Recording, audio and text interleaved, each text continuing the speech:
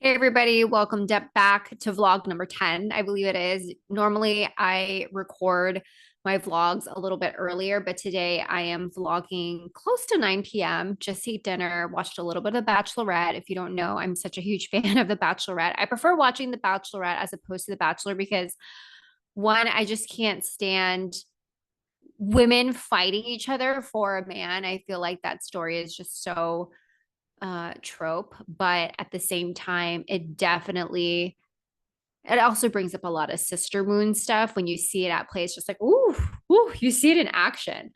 But I love watching The Bachelorette because I really love it when it just depicts a woman is who doesn't have pick me energy. Obviously, because all of these men are fighting for her heart. But I just really love looking at the dynamics between men and women when they're in this situation where they literally have to like almost primally fight for each other. And I know that with men, you can really see that animal instinct because in this episode, they're playing rugby and the men were just totally trying to vie for the Bachelorette. Her name is Jen Tran, her affection. And I love this season just because it's representing an Asian American, and we've actually never had an Asian American on The Bachelorette. So I'm all for it. And I just love seeing it all unfold. But something that came up, especially because something always comes up for me, and it made me realize watching The Bachelorette that a lot of us just have the same type of wounding in relationships. And it's so interesting to me to see it kind of unfold and see when people start to reveal more of themselves, or you have this idea of who a character is and you think, oh, okay, when you hear more about who they are in their story, you realize, oh, that's why they are the way they are. And whether or not I'm watching The Bachelor, whether or not I'm watching The Bachelorette, I always notice, and it's not just that, but I mean, like collectively, when you think about the relationship woundings we all have, it all stems from family, and varying degrees of parents being absent, right? Whether it was work or like physically absent, your parents get divorced or something, or emotionally absent. So whatever happens is there is a type of absence that happens in a child's life, and all of a sudden you have these abandonment wounds and you search for love in all of these different places. And so usually what happens is you're playing out the dynamic you had with that parent that you really want love from in romantic relationships. And so when people go on the show, you can really hear them talk about different relationships they've had in the past, because they do talk about it in one-on-ones, or just anytime there's a moment for either the bachelor or the bachelorette to get to know the different people that they're dating.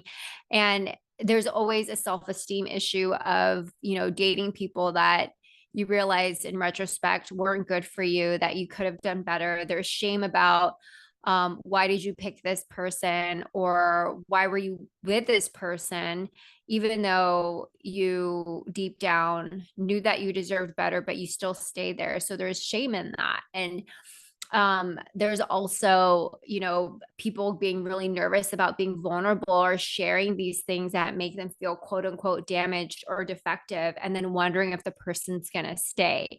And I think it's interesting because sometimes when you have cameras on you, maybe your response is actually going to be different than what it would be if you weren't on the show. And so that's just something that came to mind, like, oh, but they really react that way, or are they just in an environment where they all want to prove that they're the best because they want to win the woman's heart? But do they actually like her? If they had other women to choose from and they weren't just trying to date only one person, because technically she's dating multiple people, but then they're all dating one person, the same person, and they're all making out with each other, which is, I don't know how I feel about that. um, but it's just so interesting. And when I was watching it, I realized these are the same themes over and over again of something happens in childhood. We feel like maybe we weren't good enough. We didn't deserve love. Maybe we're not worthy enough. There's abandonment wounds. There's fear of being who you truly are because maybe you were too much by previous partners, or maybe you got cheated on, or maybe you had to dim your light because someone thought that, or because they were really insecure when you showed too much of who you were, right? And so you just had to be sort of the shell of yourself. And so you start to contort to what other people want you to be, or what you think will guarantee you an outcome in love, and like quote unquote unconditional love, but when really it's conditional because people want you to be a certain way in order for them to feel better about themselves. And so when I was thinking about that, I was like, oh my gosh, these are all the similar things that I think people go through. I've gone through that whole, when I think about the heroine's journey in terms of this type of, uncovering and, relationships, there's always that period where you start to find yourself. You have that period of like realizing, oh my gosh, you have, the first love, then you have the toxic relationship, and then you have hopefully you have a healthy type of relationship. But sometimes it takes a while to actually get there, and it requires a lot of emotional intelligence, emotional maturity, and just really understanding who you are in your soul, of what it is that you want and what you're worthy of, and actually believing it. Because a lot of the times when we really think like, are we open to the kind of love that we want to receive? And something that can be really helpful is thinking about, when you have your list of ideals, it's okay, sure, you want that in a person, but are you those things that you're asking of someone? Are you, tolerant? And it's so funny because I remember, and I was actually texting this girlfriend earlier tonight, and I used to have a list of all of these qualities that I want. And it was pretty long because every time that I dated someone, what I would do is I would refine my list. I had my list of ideals, and it's so long. And I would write down the red flags, because it's just important to remember what your true north is. Because when you're with someone and maybe the chemistry's on, or you're physically attracted to them, sometimes the emotional stuff that you want, the stuff that you really want in a partner, is just not present because your oxytocin levels are just super high, and all you're thinking about is just how hot they make you. and and then you realize when you're with them, you're like, oh my gosh. Because I will say, once the hormones wear off, probably at year 3, that's when you start to realize whether or not you're compatible. That's when the honeymoon lens starts to wear off. That's when you really start to think, can I actually be with this person? Do I want to be with this person? And it's hard because I personally think it does take at least 3 years to really, really know someone. Because the first year, it's just a honeymoon phase. Second year, like, okay, maybe stuff starts really coming out. And then the third year, it's like you're comfortable with each other. You can be how you want. You can be nasty. Like, you're in that stage of where it's just really comfortable, and you kind of actually take the person for granted because you think, okay, they're not going to leave, or you think stuff like that. And you kind of just really show your true self. Maybe you show you're ugly, maybe, and you start to think like, okay, is this the type of person that I want to spend my life with? If we decide to have a long-term commitment, what are, our perspectives on raising children? What are our perspectives on, money? What are our money habits? What's their credit score? How much debt do they have? Like, really, really getting down into it. Like, a lot of this stuff isn't romantic, but even thinking about, where do you want to live? How do you want to retire? How do you want to do household chores if you decide to have children? Who's going to work? Are both of you going to work? Is there, if you have this idea that you just want to be a stay-at-home mom, but then the partner is like, no, I believe in like double income with kids, then that's going to be something you're going to have to talk about. And so that's why, it's kind of like, you get a limp D when you talk about those things, but in reality, it's those things that actually help make the relationship better, because it helps you understand like, what is it that you're walking into. And obviously those are just logistics, but I think when you first start getting to know someone, it's about being able to have those emotional conversations and really getting honest and really telling and sharing who you are and not hiding that. And a lot of the times it's so easy to hide those things because you're worried that maybe that person won't love you or accept you, or maybe they'll get scared. But I'm sure like they all have the same, like everybody has the same wounding in some type of way, in some type of way. And so I think it's just a reminder to not think that you're terminally unique, that everyone is on the same journey, whether they're on the dating apps, whether they're scrolling, whether they're trying to find love, or they're trying to understand if like you're dating other people while you're dating them, what's appropriate, what's not appropriate, how to play the whole game of, feminine masculine dynamics and how to make them want you. It's just like all of these things, but then also at the same time, getting honest and real with yourself about what it is that you actually want in a relationship and being very clear and transparent and honest. And there are a lot of dating books out there. And it's so interesting because I'm a firm believer that, and this is more of my opinion and even my own experience of when I think about attracting a person that is healthy. Obviously, if you're unhealthy, you're going to attract an unhealthy person. Um, Meaning you'll be accepting of that type of behavior, or you'll tend to fall in love with the idea. And I think that's one of the biggest pitfalls that I see is people falling in love, especially with women, because they fall in love with this idea of projects. They don't fall in love with the reality of what the situation actually is. It's more of, okay, maybe, it's like, what do you do? It's like when you flip houses, you think the ROI is going to be great for you. So you do all this work and then you realize you put it back on the market and then someone else buys it. Right.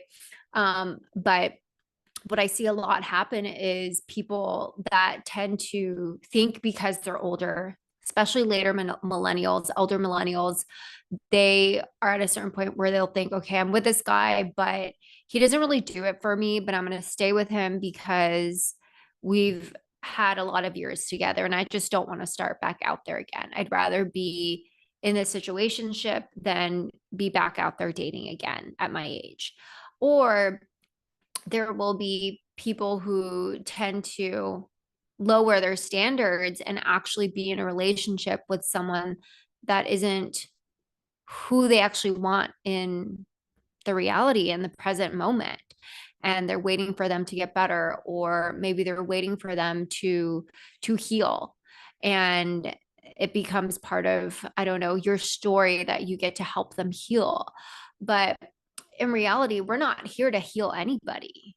Everyone has their own journey. Maybe you're just there as a figure in moment in time of being their teacher, of helping them realize certain things, but it's not your job to educate them on how to be more emotionally available. It's not your job to teach them how to love. Sure, there are moments where you can share more of yourselves and it becomes more organic, but is it this job that you're signing up for? And if it is, then that is actually a different story because it relates to this idea of codependency, of your purpose in the relationship is needing to save someone or help someone in that way. And trust me, I was in that situation a while ago too, where I thought the only purpose I had was, having someone to depend on me romantically or helping them better themselves. And I don't know, I just don't want to mother my own romantic partner. I also don't want to, babysit someone else. It's just not hot to me if someone doesn't have their shit together. And, if you feel like, I think the question that I always ask myself and I always tell even my clients is, would you feel comfortable bringing a child into the relationship? And if the answer is no, then what are you doing with this person? And it's hard to hear that. But sometimes we have to hear those hard things in order to actually understand the type of situation we're in. Because again, like I mentioned, hormones are going crazy. You might be feeling, desperate energy or like last call at the bar, that type of energy. But I will say this, that every single person that I have met before they met their healthy partner, healthy relationship, it was because they learned to fall in love with their own life. Because when your life is so full, when you truly love yourself and you're fine with being single for the rest of your life, that's when you start to choose from a very neutral place, because it's no longer, I need you to be in my life. It's more, what are you going to add to my life? Do I genuinely like you as a person? Your nervous system is regulated. You're not running off of the trauma that you've experienced of like pick me energy, abandonment energy, see me energy, daddy love me energy. Like when you come with like, ooh, I'm like a full-fledged queen, woman, sovereign, know my shit, running my kingdom, who's going to help me? Like you look for people that are healthy. And if you're very attracted to people that are unhealthy, where they seem like they're just so much into the drama and you love the push and pull, then it's like, okay, we got work to do. And that's okay. That's okay. You can see it like The Bachelor is literally like, Bachelorette, like you can see that and it's normal. And so I don't want you to think that it's not normal to have those feelings, because everybody does. Everybody, trust me, they do in some shape or form. I've dated them all. My girlfriends have dated them all. And you get to a point where you don't want someone that like, you want someone that makes your heart flutter, but not in the anxious type of way, like in the hot excited type of way, the way they make you feel, the way they appreciate you. And you will know when you are in a healthy relationship, because they don't call you names, they don't yell at you, like, and it was a very foreign concept for me to think that I couldn't find a healthy relationship because I didn't have any models. But I'm here to tell you that it is very possible. And the only reason why I was able to do that was because I worked on myself for so long. And even though during those moments I would think, oh my gosh, I feel like no one's going to come, or even though in my heart and I would date certain people and I knew they weren't the right ones, I would still date them. That was a lesson for me to learn, that I was self-abandoning, and that I was doing that in relationships. And how do I not do that? And I think that's the biggest quest, is that when you learn to put yourself first, when you learn to love yourself as if the person that you want to choose is you, then that's when all bets are off. And you know that you're going to attract someone who actually understands that and sees that in you. And so if you're in a moment right now where you're like, oh, dating sucks, da, da, da, I can't find my person, like, just know at the end of the day, keep doing you, keep showing up, keep doing this work on your spirituality, work on developing yourself, be a better person. And literally, like, people write down goals, right? Um, Write down your ideal. Who do you want to attract? And then your goal is to be that person.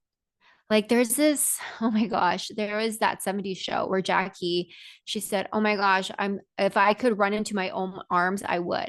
Like that's the type of fucking energy you need to have, not from like a cocky, arrogant way, but more of like, no one's going to treat me less than how I treat myself, because I treat myself so fucking good. And anyone that treats you less than how you treat yourself, you're going to see it from a mile a minute. And you're like, you're not going to stay in the relationship or situationship longer than you need to be, because you will cut ties and you won't feel the need to stay in it because of this needy, fix me, complete me type of energy, because you are whole. You are whole. And that is the whole purpose of being on the spiritual journey, is recognizing your own divinity, recognizing your own confidence, recognizing like who the fuck you are. And so I encourage you, and even though sometimes it is hard, that it may not seem like you're making any progress, but you are making lots of progress, even if you have awareness about it. Like that's huge, right? Choosing differently, celebrating every single fucking milestone, even if no one sees it. Like learn how to see yourself, because when you learn how to see yourself, you're no longer going to need other people to see you or pick you. Okay, this totally got into like motivational speaker, but that was on top of mind today. I hope you enjoyed this vlog. Let me know what you think, and I will catch you all tomorrow. Bye.